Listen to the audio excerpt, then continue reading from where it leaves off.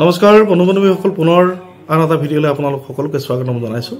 তাৰ লগে লগে অসমীয়া নৱবৰ্ষ তথা ৰঙালী বিহুৰ সকলোকে শুভেচ্ছা জ্ঞাপন কৰিছোঁ। নৱবৰ্ষৰ প্ৰতিটো দিনেই আপোনালোকৰ বাবে হৈ পৰক সুখ আৰু সমৃদ্ধিৰ। পৰম কৰুণাময় দেৱহৰিয়াই আপোনালোকৰ জীৱনলৈ লৈ আহক বিশেষ পৰিৱৰ্তন, শুভ পৰিৱৰ্তন। অশুভ নাশ কৰি শুভ পৰিৱৰ্তন ঘটাই আপোনালোকৰ জীৱনবিলাক উজ্জ্বল কৰি ৰাখক, এই কামনা কৰিছোঁ। আহক আমি অহা এপ্ৰিল মাহৰ 12টা ৰাশিৰ ৰাশিফল সম্বন্ধে এটি বিশেষ ভিডিঅ' লৈ আপোনালোকৰ মাজত উপস্থিত হৈছোঁ। এপ্ৰিল মাহত বিশেষকৈ ভালেকেইটা গ্ৰহৰ সঞ্চাৰ হৈছে আৰু বিভিন্ন গ্ৰহৰ সঞ্চাৰ হৈ 12টা ৰাশিৰ কাৰণে বিভিন্ন প্ৰতিক্ৰিয়াশীল সময় হিচাপে পৰিগণিত হৈছে। গতিকে এপ্ৰিল মাহৰ নৱবৰ্ষৰ প্ৰথম মাহ বহাগ মাহ, এপ্ৰিলৰ আধালৈকে বহাগ মাহ পৰিবগৈ। গতিকে এই গ্ৰহৰ এনে অৱস্থানে বিভিন্ন ৰাশিৰ কাৰণে বিভিন্ন বাৰ্তা কঢ়িয়াই আনিছে। গতিকে আহকচোন এপ্ৰিল মাহৰ 12টা ৰাশিৰ ৰাশিফল সম্বন্ধে আমি কিছু কথা জানিবলৈ চেষ্টা কৰোঁ। ভিডিঅ'টোই যদি ভাল লাগে এতিয়া লাইক কৰি দিব, আৰু এতিয়ালৈকে যদি মোৰ চেনেলৰ আপুনি ছাবস্ক্ৰাইব কৰা নাই তেনেহ'লে ছাবস্ক্ৰাইব কৰি ল'বৰ কাৰণে আবেদন জনাইছোঁ। জানক আমি প্ৰথমে আহিছোঁ মেঘ ৰাশিৰ জাতক জাতিকাসকলৰ ক্ষেত্ৰত। মেঘ ৰাশিৰ জাতক জাতিকাসকলৰ ক্ষেত্ৰত এপ্ৰিল মাহটো কিছু সংকটপূৰ্ণ মাহ বুলি ক'ব পাৰি। বিশেষকৈ এপ্ৰিলৰ 14 তাৰিখলৈকে ৰবি গ্ৰহ কিছু অশুভ অৱস্থাত থকা কাৰণে কিছু অসুবিধা পাব। যদিও এপ্ৰিলৰ 14 তাৰিখৰ পিছত ৰবি তুংগী হোৱাৰ কাৰণে সমস্যাৰ সমাধান হ'ব, জটিলতা কমিব, খং ৰাগ ইত্যাদিবিলাকৰ ক্ষেত্ৰত কিছু নিয়ন্ত্ৰণ কৰাৰ প্ৰয়োজন আছে। নতুন কামৰ সন্ধান লাভ কৰিব মেঘ ৰাশিৰ জাতক জাতিকাসকলে। আৰু এপ্ৰিল মাহৰ 14-15 তাৰিখলৈকে কামৰ জটিলতা যথেষ্ট বাঢ়িব, ওপৰৱালাৰ কামৰ হেঁচা থাকিব আৰু এপ্ৰিলৰ 14 তাৰিখৰ পিছত নতুন সা সুবিধা লাভ কৰিব। চাকৰিয়াল সকলৰ ক্ষেত্ৰত অত্যন্ত সুন্দৰ। তেওঁলোকৰ এপ্ৰিলৰ 14 তাৰিখৰ পিছত ৰবি তুংগী হোৱা হেতুকে মানসিক স্থিতি সবল হ'ব, আত্মবিশ্বাস বাঢ়িব, কিন্তু খং ৰাগ নিয়ন্ত্ৰণ কৰাৰ প্ৰয়োজন আছে। বিবাহ প্ৰাৰ্থীসকলৰ কাৰণে অত্যন্ত সুন্দৰ। বিবাহ প্ৰতি শুক্ৰ অত্যন্ত শুভ অৱস্থাত থকাৰ কাৰণে মেঘ ৰাশিৰ জাতক জাতিকাসকলৰ ক্ষেত্ৰত বিয়া বাৰুৰ ক্ষেত্ৰত অত্যন্ত সুন্দৰ। ব্যৱসায়ীসকলৰ কাৰণে অত্যন্ত সুন্দৰ। ৰবি বুধ বুধাদিত যোগ হৈ মেঘ ৰাশিত অৱস্থান গ্ৰহণ কৰিব 14 এপ্ৰিলৰ পিছত। গতিকে পৰৱৰ্তী সময়খিনিত অত্যন্ত সুন্দৰ ব্যৱসায়ীসকলৰ কাৰণে, বিশেষকৈ ধাতুৰ ৰত্নৰ ব্যৱসায়ীসকলৰ কাৰণে অত্যন্ত সুন্দৰ। আমি আহিছোঁ বৃষ ৰাশিৰ জাতক জাতিকাসকলৰ ক্ষেত্ৰত। বৃষ ৰাশিৰ জাতক জাতিকাসকলৰ ক্ষেত্ৰত অত্যন্ত সুন্দৰ সময় বুলি ক'ব পাৰি এই সময়খিনি, যিহেতুকে বৃহস্পতি গ্ৰহে আজি কিছুদিন আগতেই বৃষ ৰাশিত অৱস্থান গ্ৰহণ কৰিছে আৰু মাহৰ প্ৰথম অৱস্থাতে চন্দ্ৰগ্ৰহৰ অৱস্থান হেতুকে জীৱ যুগৰ সূচনা কৰিছে। বিশেষকৈ নিবনুৱাসকলে চাকৰিৰ লাভৰ সম্ভাৱনা। বৃষ ৰাশিৰ জাতক জাতিকাসকলৰ নিবনুৱাসকলে কৰ্মপ্ৰাপ্তি হ'ব, কৰ্ম লাভ কৰিব। বৃষ ৰাশিৰ জাতক জাতিকাসকলৰ ক্ষেত্ৰত বিশেষকৈ বৃহস্পতিৰ শুভকাৰকতাত চাকৰি পদোন্নতি হ'ব বা চাকৰি তেওঁলোকৰ নিজৰ সুবিধাৰ ঠাইলৈ পৰিৱৰ্তন বা স্থানান্তৰ কৰা বা বদলীকৰণৰ ক্ষেত্ৰত সুবিধা লাভ কৰিব বৃষ ৰাশিৰ জাতক জাতিকাসকল। ব্যৱসায়ীসকলৰ কাৰণে অত্যন্ত সুন্দৰ। পানীয় ব্যৱসায়ীসকলে অত্যন্ত লাভান্বিত হ'ব। পূজাৰ সামগ্ৰী, খেতিপথাৰৰ সামগ্ৰীৰ বিক্ৰেতাসকল অত্যন্ত লাভান্বিত হ'ব। জীৱ যুগৰ কাৰণে, শিক্ষাৰ্থীসকলৰ কাৰণে অত্যন্ত সুন্দৰ। তেওঁলোকে নতুন কৌশল বা বিদ্যা অৰ্জনৰ কাৰণে বিশেষ সুবিধা লাভ কৰিব। মিথুন ৰাশিৰ জাতক জাতিকাসকলৰ ক্ষেত্ৰত অত্যন্ত সুন্দৰ বুলি ক'ব পাৰি। যদিও লগ্নত মংগল গ্ৰহ অৱস্থান হেতুকে তেজৰ লগত সম্পৰ্কিত হৈ থকা বেমাৰ আজাৰত তেওঁলোকে কিছু ভুগিব পাৰে। যদিও মাটি বাৰী ক্ৰয় ক্ষেত্ৰত বা মাটি বাৰী লাভৰ ক্ষেত্ৰত তেওঁলোকৰ অত্যন্ত সুন্দৰ আৰু বিশেষকৈ পৈতৃক সম্পত্তি লাভ কৰিব।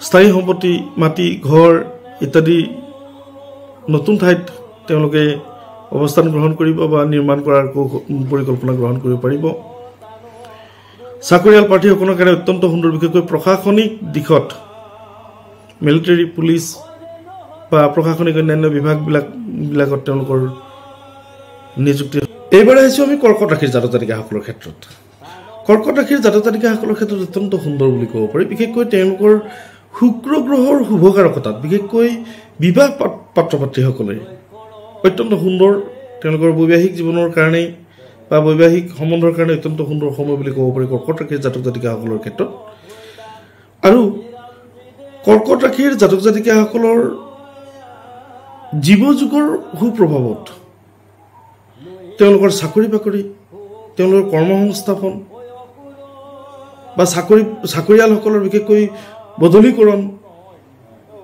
বা কৰ্মস্থানত তেওঁলোকৰ যশস্যা বৃদ্ধি পদোন্নতি এই ধৰণৰ বিষয়খিনি কৰ্কট ৰাশিৰ জাতক জাতিকাসকলে ভোগ কৰিব কৰ্কট ৰাশিৰ বিদ্যাৰ্থীসকলৰ কাৰণে অত্যন্ত সুন্দৰ যিহেতুকে শুক্ৰ শুভকাৰকতাত তেওঁলোকে ছায়েন্স বিষয়ক ছাত্ৰ ছাত্ৰীসকল বা গৱেষণাৰ ছাত্ৰ ছাত্ৰীসকল অত্যন্ত লাভান্বিত হ'ব বা সুন্দৰ পৰিৱেশ বা সুন্দৰ অধ্যয়নৰ কাৰণে সুন্দৰ সুবিধা পাব কৰ্কট ৰাশিৰ জাতক জাতিকাসকলে বিশেষকৈ ব্যৱসায়ীসকলে পানীয় সামগ্ৰীৰ ক্ষেত্ৰত লাভান্বিত হ'ব ব্যৱসায়ীসকলে নতুন ব্যৱসায়ৰ পৰিকল্পনা কৰিব পাৰিব ট্ৰেডিং বিজনেছ কৰাসকলৰ লাভান্বিত হ'ব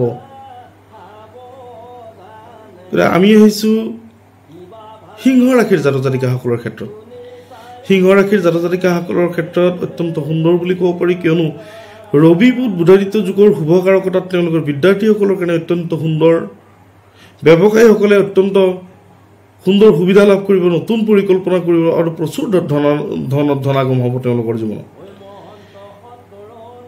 চাকৰিয়ালসকলৰ কাৰণে অত্যন্ত সুন্দৰ কিন্তু পাৰিবাৰিক মনোমালিন্যৰ সম্ভাৱনা আছে সন্দেহ বা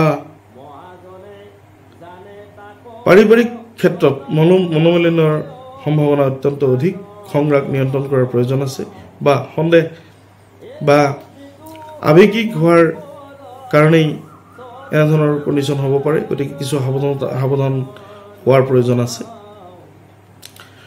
প্ৰেমিক প্ৰেমিকাসকলৰ ক্ষেত্ৰত অত্যন্ত সুন্দৰ শুক্ৰ গ্ৰহ শুভকাৰকতাত বিবাহ প্ৰাৰ্থীসকলৰ অত্যন্ত সুন্দৰ বুলি ক'ব পাৰি আমি আহিছোঁ কন্যা ৰাশিৰ জাতক জাতিকাসকলৰ ক্ষেত্ৰত কন্যা ৰাশিৰ জাতক জাতিকাসকলে বছৰৰ প্ৰথম মাহতেই তেওঁলোকে কিছু স্কিনৰ প্ৰব্লেম অৰ্থাৎ চৰ্ম ৰোগ বা ছালৰ ৰোগত ভুগিব পাৰে অৱশ্যে ৰবি আৰু বুধ শুভকাৰকতাৰ কাৰণে আৰু জীৱযোগৰ শুভকাৰকতাৰ কাৰণে নিবনুৱাসকলৰ চাকৰি লাভ বা নিবনুৱাসকলৰ কৰ্মপ্ৰাপ্তি লাভ আৰু যিসকলে কোম্পানী বা দৈনিক হাজিৰা বা দৈনিক কৰ্ম কৰে বা দৈনিক উপাৰ্জন কৰি জীৱিকা নিৰ্বাহ কৰে তেওঁলোকৰ কাৰণে অত্যন্ত সুন্দৰ শনিৰ শুভকাৰকতাত তেওঁলোকে চৰকাৰী সুবিধা লাভ কৰিব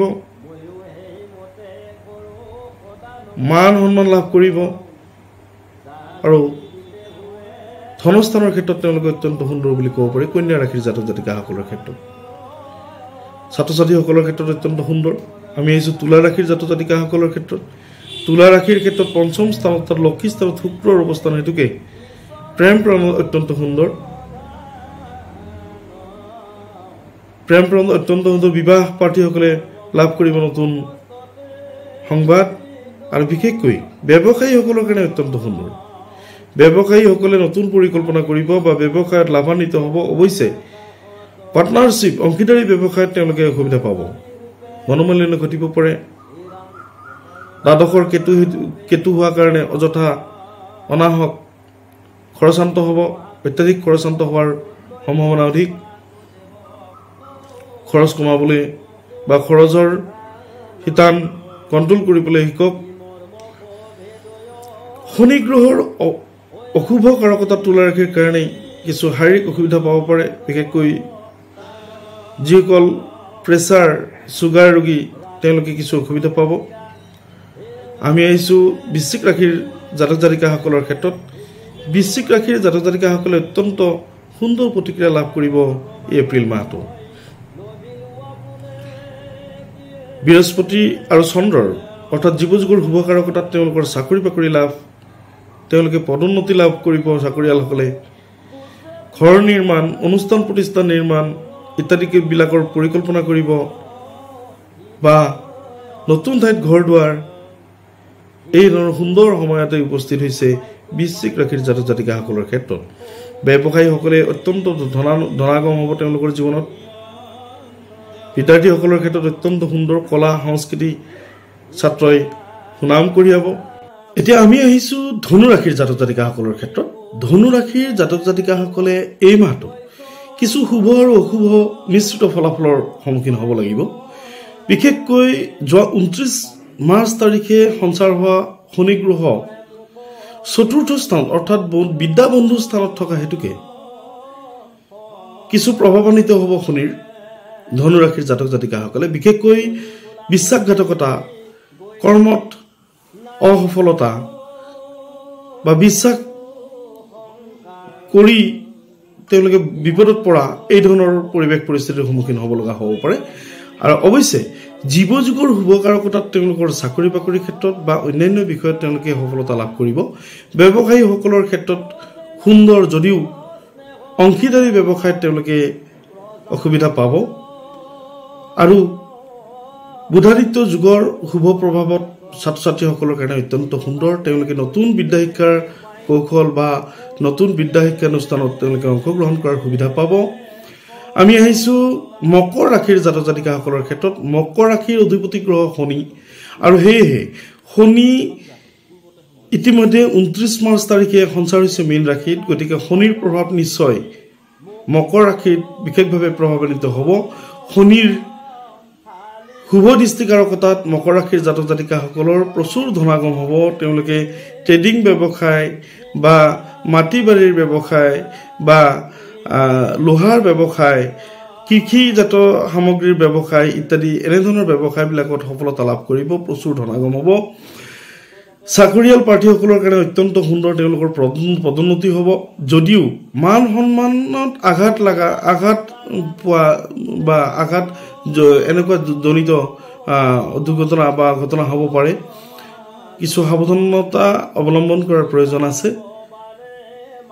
গতিকে মকৰ ৰাশিৰ ছাত্ৰ ছাত্ৰীসকলৰ ক্ষেত্ৰত অত্যন্ত সুন্দৰ। তেওঁলোকে বিশেষকৈ পঞ্চম স্থানত বৃহস্পতি চন্দ্ৰৰ অৱস্থান হেতুকে বিদ্যাস্থান অত্যন্ত সুন্দৰ। বিশেষকৈ গৱেষণাৰ ছাত্ৰ ছাত্ৰীসকলে সফলতা লাভ কৰিব। আৰ্টছ, কলা, সাহিত্য সম্বন্ধীয় ছাত্ৰ ছাত্ৰীসকলৰ বিশেষভাৱে তেওঁলোকৰ যশস্যা লাভ হ'ব। আমি আহিছোঁ কুম্ভ ৰাশিৰ জাতক জাতিকাসকলৰ ক্ষেত্ৰত। কুম্ভ ৰাশিৰ জাতক জাতিকাসকলৰ লগ্নত যিহেতুকে শুক্ৰৰ অৱস্থান, সেয়েহে বিবাহ প্ৰাৰ্থীসকলৰ কাৰণে অত্যন্ত সুন্দৰ সময় বুলি বিবেচিত হৈছে। বিয়া বাৰুৰ কাৰণে অত্যন্ত সুন্দৰ সময় বুলি বিবেচিত হৈছে।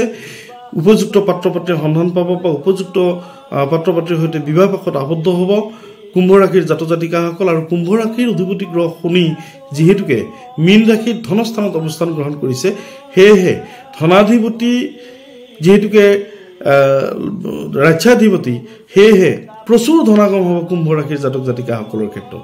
যিসকল ব্যৱসায়ী, সেই ব্যৱসায়ীসকলে নতুন ব্যৱসায়ৰ পৰিকল্পনা কৰিব বা নতুন ব্যৱসায়ৰ সন্ধান পাব আৰু ব্যৱসায়ত যথেষ্ট উন্নতি লাভ কৰিব। চাকৰি প্ৰাৰ্থীসকলে বিশেষকৈ তেওঁলোকৰ সুন্দৰ সুবিধা কিছুমান লাভ কৰিব, চৰকাৰী সুবিধা লাভ কৰিব, পদোন্নতি হ'ব বা নিজ ইচ্ছাৰ স্থানত তেওঁলোকে বদলীকৰণৰ সুবিধা পাব। বিদ্যাৰ্থীসকলৰ কাৰণে অত্যন্ত সুন্দৰ, বিশেষকৈ বিজ্ঞান বিষয়ক ছাত্ৰ ছাত্ৰীসকলৰ অত্যন্ত সুন্দৰ বুলি ক'ব পাৰি। আৰু আমি একেবাৰে শেষত আহিছোঁ মীন ৰাশি। মীন ৰাশিৰ জাতক জাতিকাসকলৰ কাৰণে এই নৱবৰ্ষটো বা নৱবৰ্ষৰ প্ৰথম মাহটো, বহাগ মাহটো বা এপ্ৰিল মাহৰ আধা অত্যন্ত মিশ্ৰিত ফলাফলেৰে পাৰ হ'ব। বিশেষকৈ যিহেতুকে বৃহস্পতিৰ স্থানত শনি গ্ৰহৰ প্ৰৱেশ হৈছে, সেয়ে মীন ৰাশিৰ কাৰণে কিছু মানসিক জটিলতা বৃদ্ধি পাব, দুশ্চিন্তা বাঢ়িব। যদিও প্ৰথম অৱস্থাত বুধাদিত্য যুগ অৱস্থান হৈছে, যদিও পিছলৈ ৰবি বুধ স্থানান্তৰ হোৱাৰ লগে লগে শনি প্ৰবল হৈ উঠিব আৰু শনিৰ কিছু অশুভ প্ৰতিক্ৰিয়া লাভ কৰিব মীন ৰাশিৰ জাতক জাতিকাসকলে। অৱশ্যে জীৱযোগৰ শুভ কাৰকতাত তেওঁলোকৰ কিছু দিশত তেওঁলোকে সকাহ পাব। বিশেষকৈ আত্মবিশ্বাস ক্ষেত্ৰত তেওঁলোকে সকাহ পাব। বৃহস্পতিৰ শুভ কাৰকতাত তেওঁলোকৰ আত্মবিশ্বাস বাঢ়িব বা নিজৰ সিদ্ধান্তত স্থিতি লাভ কৰিব বা নিজৰ সিদ্ধান্তত অটল হৈ থাকিব।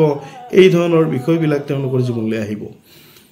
বন্ধু বান্ধৱীসকল, এপ্ৰিল মাহৰ 12টা ৰাশিৰ ৰাশিফল লৈ আপোনালোকৰ মাজত উপস্থিত হৈছিলোঁ। যদি ভিডিঅ'টি ভাল পায় এটা লাইক কৰিব আৰু কমেণ্টত লিখিবলৈ নাপাহৰিব ওম নমঃ শিৱায়। তাৰ লগে লগে এতিয়ালৈকে যদি মোৰ চেনেলটি ছাবস্ক্ৰাইব কৰা নাই তেতিয়াহ'লে ছাবস্ক্ৰাইব কৰি ল'বৰ কাৰণে আহ্বান জনাইছোঁ। আজিলৈ এৰিছোঁ। ধন্যবাদ।